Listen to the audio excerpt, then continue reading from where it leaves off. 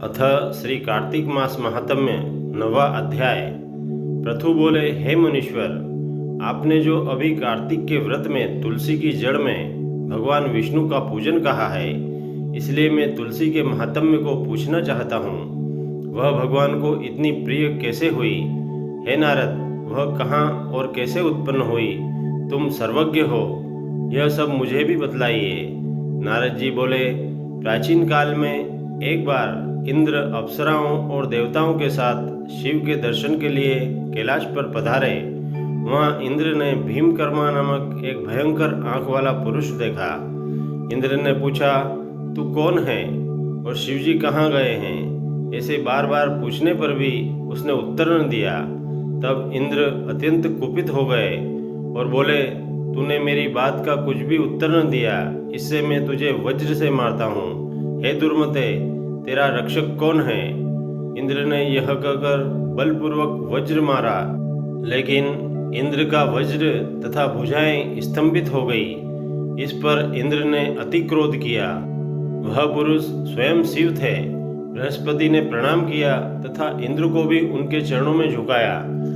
वे अति करुणा भरे शब्दों में रुद्र की स्तुति करने लगे।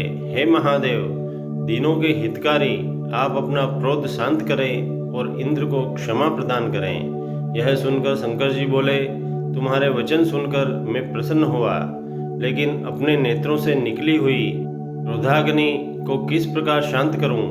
अब यह मेरे मस्तक में पुनः कैसे प्रविष्ट हो सकेगी? बृहस्पति बोले, हे दयालु, आप अपने नेत्रों की इस तेजोग्नि को कहीं अन्यत्र स्थापित कर दे और इंद्र का उद्धार करें। तब रुद्र भगवान बोले, तुमने इंद्र को जीवन दान दिलवाया है, अतः तुम्हारा एक नाम जीव प्रसिद्ध होगा। अब मेरी यह क्रोधाग्नि इंद्र को कष्ट नहीं देगी। नारद जी बोले, शिव जी ने ऐसे वचन कहकर उस अग्नि को हाथ में लेकर समुद्र में फेंक दिया, जो गंगा सागर के संगम पर जा गिरी। वह अग्नि वहीं बाल रूप धरकर रोने लगी। उसके रुदन से पृथ्वी कांपने लगी और स्वर्ग से लेकर सत्यलोक सब बहरे हो गए। ब्रह्मा जी ने वहां जाकर देखा कि समुद्र की गोद में अग्नि बाल रूप में बैठी है। तब उन्होंने पूछा, यह अद्भुत बालक कौन है? उनके वचन सुनकर समुद्र ने हाथ जोड़े और प्रणाम कर वह बालक उनकी गोद में दे दिया और कहा, हे भगवान, गंगा सागर के संगम में मेरा यह पुत्र उत्पन्न हुआ है।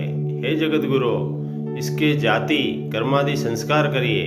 नारद जी बोले, यह बात हो ही रही थी कि उस बालक ने ब्रह्मा जी की दाढ़ी पकड़ ली और उनको बार बार हिलाने लगा, जिससे ब्रह्मा के नेत्रों से आंसू गिरने लगे। बड़ी कठिनाई से ब्रह्मा ने दाढ़ी छुड़ाकर सागर से बोले कि इसने हमारे नेत्रों से जल निकाला है, इससे इसका नाम जलंधर होगा। यह संपूर्ण शास्त्रों का जानने वाला होगा और इसको रुद्र ही मार सकेगा। नारद जी बोले, ऐसे कहकर उन्होंने शुक्राचार्य को बुलाकर जलंधर को राज्य गद्दी पर बैठाया। ब्रह्मा जी अंतर्ध्यान हो गए। सागर अपने पुत्र को देखकर अति प्रसन्न हुआ।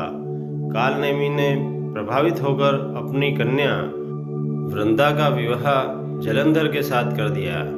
पति से प्रेम करने वाली और आज्ञाकारिणी उस वृंदा को लेकर शुक्राचार्य की सहायता से वह जलंधर पृथ्वी पर राज्य करने लगा। इति श्री कार्तिक मास महात्म्य 9वां अध्याय समाप्त। दोस्तों, भक्ति के इस वातावरण को और अधिक अद्भुत बनाने के लिए आप हमारे वीडियो को लाइक करें, शेयर करें। यदि आप हमारे चैनल पर पहली बार वीडियो देख रहे हैं तो हमारे YouTube चैनल अद्भुत ज्ञान एवं भक्ति को प्लीज़ सब्सक्राइब कर बेल आइकन अवश्य दबाएं, ताकि हमारा हर नया वीडियो आप तक शीघ्र पहुंचे।